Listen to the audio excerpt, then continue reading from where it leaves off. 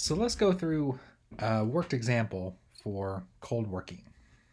All right, so here's the question. This will be on your quiz. So after the intro here, pause the video, go over to the quiz, give it your best shot, and come back here, and we'll work through the solution.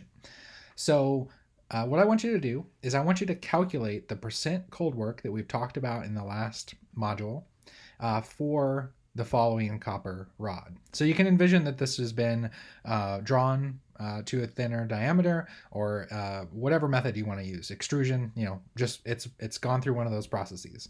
So the copper rod is initially has a diameter of 15.4 millimeters, and then after the cold work, it goes to 12.2 millimeters. So calculate the cold work, percent cold work, come back here, and we'll see if we have the same answer. All right, so you've had a chance to look at this this problem. So let's go through this and see what you got. All right, so you'll remember the percent cold work equation. So let me just go back to the previous module to show you that itself. Here it is. So percent cold work is the original area minus the reduced area over the original multiplied by 100. So we're going to need the original cross-sectional area of the rod, the reduced cross-sectional rod over the original. So let's go back and look at that.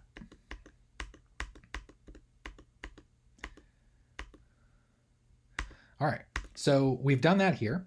So the cross-sectional area is going to be pi r squared. And so to get it in terms of diameter, we can do pi d squared divided by 4. And so we substitute in the diameter for the original diameter, and then here for the reduced diameter, and then all over the original. And the first thing we kind of notice about this is that since this is a uniform cross-sectional diameter, so we're assuming before necking is what we're doing here, that they're all the cross-sectional areas are for a circle, and so they all have the same form. And so we could actually go ahead and cancel out all the pi's, right? These pi's will cancel out with this pi, and then all the divided by 4's, right? Because all of those will cancel out as well. And so we're left, if we want to look at the cross-sectional area, really it just depends on the diameter squared. And so if we take the original diameter squared minus the final diameter squared over the original squared, multiply that by 100, we'll have the answer. And so that's what we did here. 15.2 millimeters squared minus 12.2 squared, and then over the 15.2 squared. And here, as long as all the units are the same, they will cancel out, and we'll get a percentage with, that's the only units. And so that'll be 35.6%. So that's giving us a level of cold work for this process. So we've essentially reduced the cross-sectional area by 35.6%. And that's what this is telling us. It's telling us the level of cold work, the level of reduction in area for this process. Okay, so that's the first part. That's the first question. So now we're going to look at another question. And so here, for this question, same process, it'll be on the quiz, but we have data, yield strength data, tensile strength data, and ductility data as a function of cold work now. So we're given this data. It's figure 8.19 in your textbook. And so what I want you to do is taking that percent cold work that we calculated in the previous problem, estimate the yield strength, tensile strength, and ductility for that percent cold work in the previous problem for this material. So basically, what will be the yield strength, what will be the tensile strength, what will be the ductility if this copper rod is reduced by the percent we just calculated. So using this data, or you can go to your book and find the same plots, see if you can estimate what those values will be, and then come back here and we'll go through that.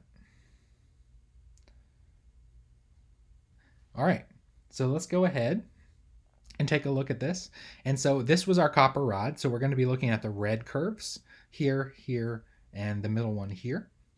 And so to estimate it, again, we had the 35.6% 6. And so we're going to be somewhere in this neighborhood right here.